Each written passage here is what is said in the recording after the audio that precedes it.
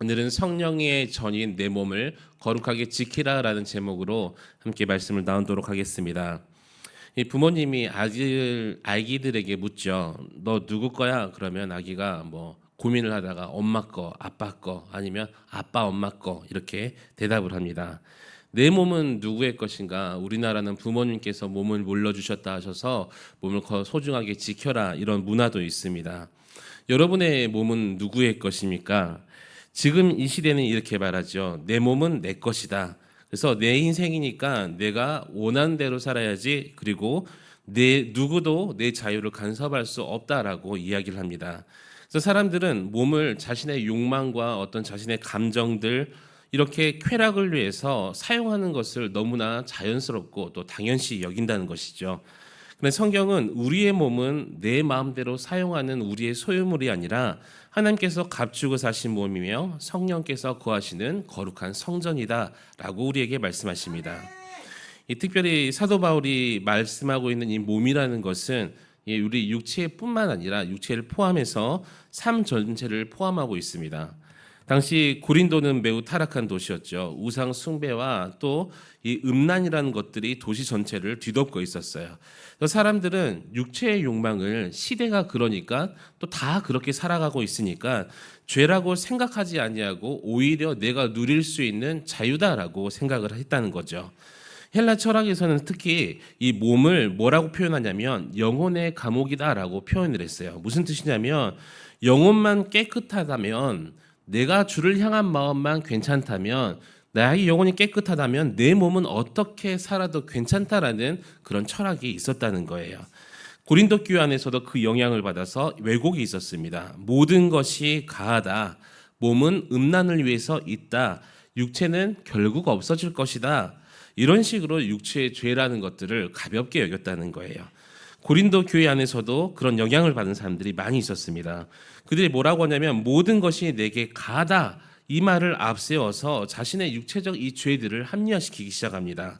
그런데 사도 바울은 단호하게 말씀하시죠.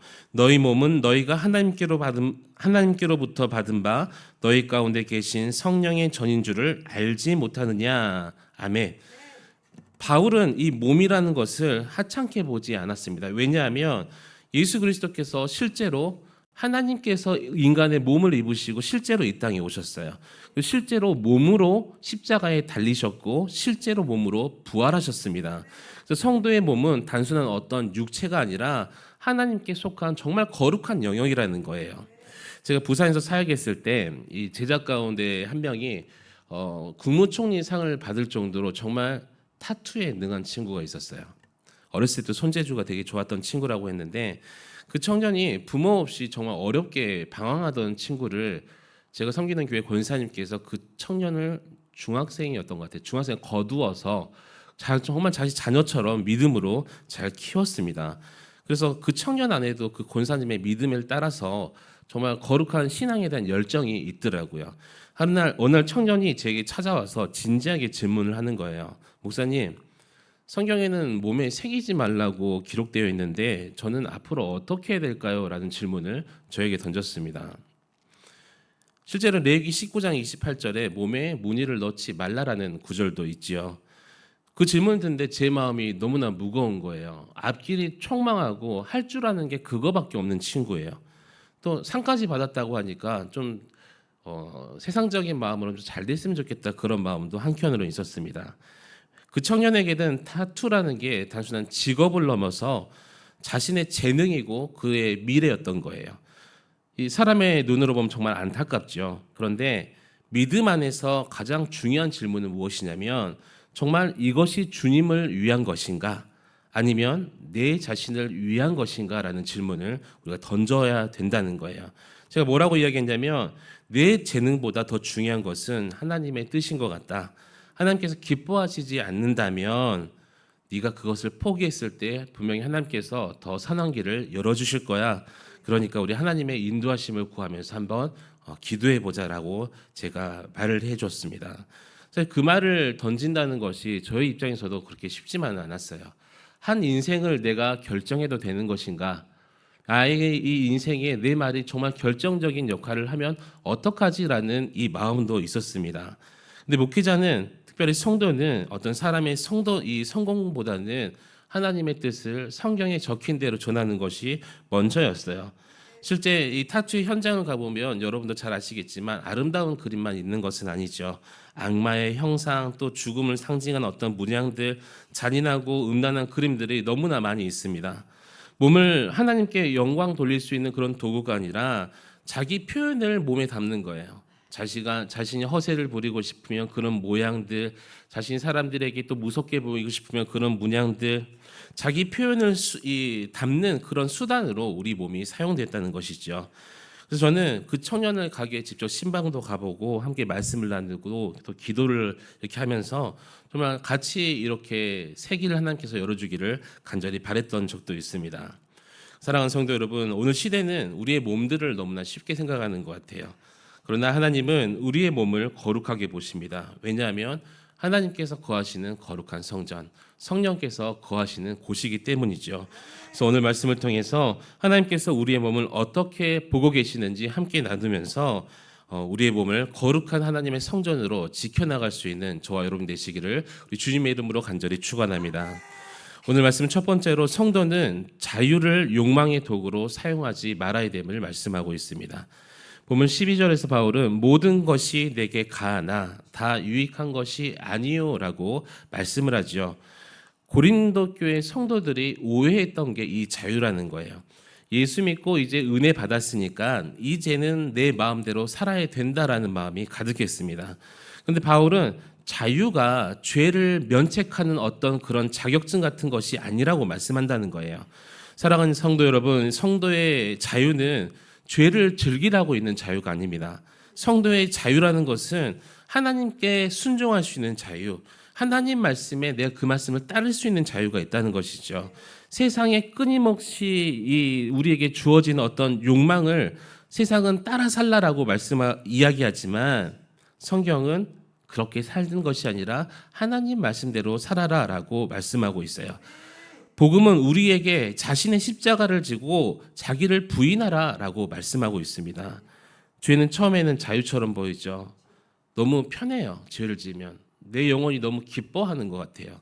그게 죄의 특징입니다. 근데 그 죄라는 것이 결국 나를 묶어버려요.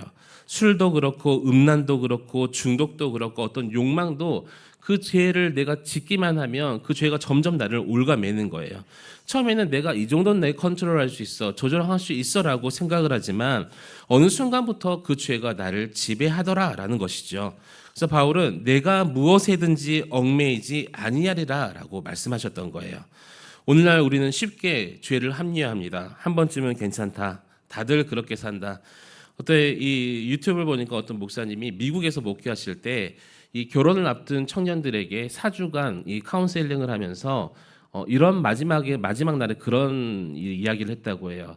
너네 이렇게 결혼하기 전에 성적인 관계를 갖느냐. 그런데 한국에 와서는 그런 말을 못 한다고 합니다. 시대가 그렇다라고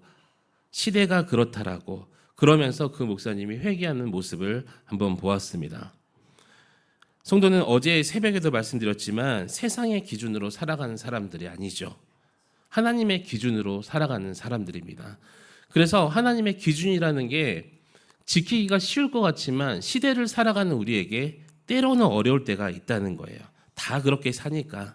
그러나 성도라는 것은 거룩한 자이기 때문에 구별된 자이기 때문에 이 세상과 분명히 분별될 줄 믿습니다. 우린 단순히 이것이 죄냐 아니냐 질문은 그렇게 던지는 게 아니에요. 우리는 죄냐 아니냐를 떠나서 이것이 하나님께 영광이 되는가, 이것이 내 영혼을 거룩하게 만들고 있는가, 이것이 나를 하나님께로 더 가까이 가게 하는 그런 길인가를 우리가 질문해야 될 줄 믿습니다. 그러므로 우리가 욕망의 종이 아니라 우리 인생의 쾌락을 따라가는 것이 아니라 성령님의 인도하심에 따라서 이 시대를 분별하며 살아갈 수 있는 저와 여러분의 거룩한 삶이 되시기를 우리 주님의 이름으로 간절히 축원합니다. 오늘 말씀은 두 번째로 성도의 몸은 음행을 위한 것이 아니라 주를 위한 것임을 말씀합니다. 13절에서 몸은 음행을 위하지 않고 오직 주를 위하여 주는 몸을 위하시느니라. 아멘. 당시 고린도 사람들은 이 죄를 가볍게 여겼죠. 영혼만 중요하고 몸은 그렇게 중요하지 않다. 그래서 아무렇게나 살아도 된다라고 생각을 했어요.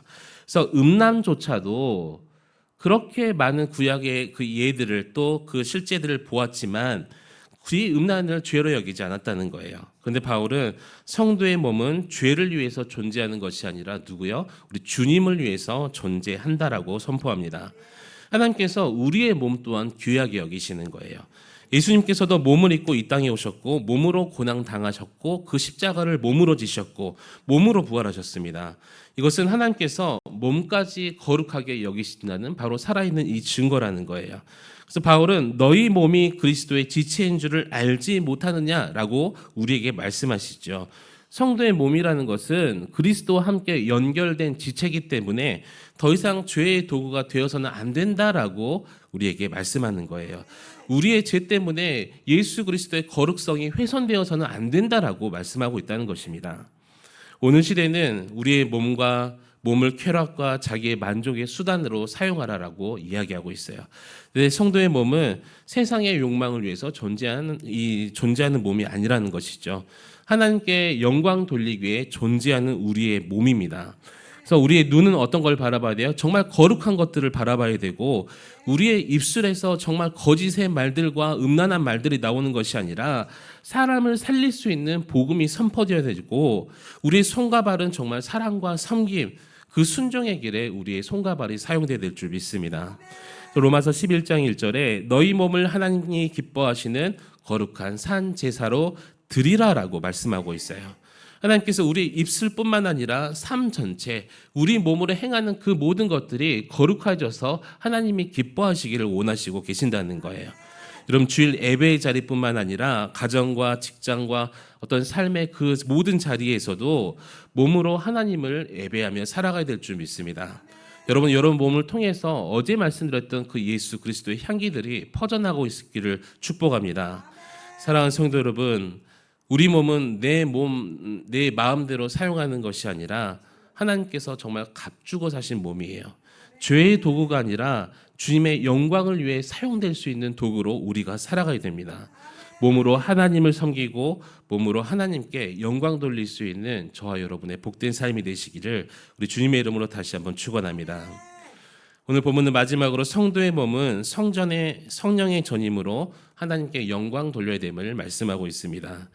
오늘 본문은 19절과 20절이 핵심인 것 같아요. 너희 몸은 성령의 전이다. 너희는 너희 자신의 것이 아니다. 값으로 산 것이 되었다. 이 구약 시대의 성전은 어떤 의미를 가지고 있냐면 하나님께서 머무르고 계시는 정말 거룩한 장소였습니다. 가장 거룩한 장소였어요. 그래서 아무나 함부로 들어갈 수 없었고 아무렇게나 사용할 수도 없었어요. 하나님께서 정해준 방법으로 들어가고 사용하는 것이었어요. 근데 이제 하나님께서는 건물 안에 계시는 것이 아니라 성도 안에 뭘로 계셔요? 성령으로 우리에게 거하시고 계세요. 즉 성도 자신이 걸어다니는 거룩한 성전이 되었다는 의미라는 것이죠. 사랑하는 성도 여러분, 그렇다면 하나님께서 이 성령께서 나의 안에 거하고 계시는데 우리 몸을 함부로 사용할 수 있을까? 우리의 눈과 생각과 말과 행동이 모두 다 거룩해져야 되는 이유가 바로 여기에 있다는 것입니다. 하나님께서 거하시는 성전이기 때문에 성령께서 떠나시지 아니하시고 우리가 죄질 때 근심할지언정 떠나시지 아니하시고 우리 안에 거하시기 때문이에요. 특별히 바울은 오늘 본문에서 값으로 산 것이라고 말씀하시죠. 사실 이 사신 값은 돈이 아니었어요. 예수 그리스도의 보배로운 피임을 여러분 믿으시기 바랍니다. 십자가의 그 생명으로 우리를 사셨다는 거예요. 그래서 우리는 그 죄를 짓는 그런 값싼 존재가 아니라 하나님의 생명으로 구원받은 정말 거룩하고 귀한 존재들이라는 거예요. 여러분, 이 깨끗한 것에 더러운 거 묻히고 싶으세요? 깨끗한 옷에 어제도 제가 입은 셔츠에 이렇게 점심 먹다가 안 흘리려고 앞치마를 입었는데 여기에 빨간 고물이 묻어 있는 거예요. 어찌나 이렇게 속상하던지. 마찬가지인 거예요. 거룩한 몸에 깨끗한 것에 누가 이 더러운 것을 묻히려고 하겠습니까? 우리 몸은 정말 거룩하고 깨끗해야 되는 존재인 줄 믿습니다. 세상의 욕망을 위해서 존재하는 존재가 아니에요. 우리 몸은 하나님께 영광 돌리기 위한 존재. 그래서 우리가 먹는 것도 하나님께 영광, 일하는 것도, 쉬는 것도, 사람을 대하는 것도 정말 하나님께 영광이 되어야 될 줄 믿습니다. 그러므로 성령의 전인 우리의 몸을 거룩하게 지킴으로써 하나님께 영광 돌리며 살아가는 거룩한 성도님 되시기를 우리 주님의 이름으로 간절히 축원합니다. 오늘 함께 기도하실 때 성령의 전인 우리 몸을 거룩하게 지키며 정말 삶으로 우리 삶 가운데 우리가 행하는 그 모든 것들이 하나님의 영광이 되게 해달라고 우리 다 함께 기도하며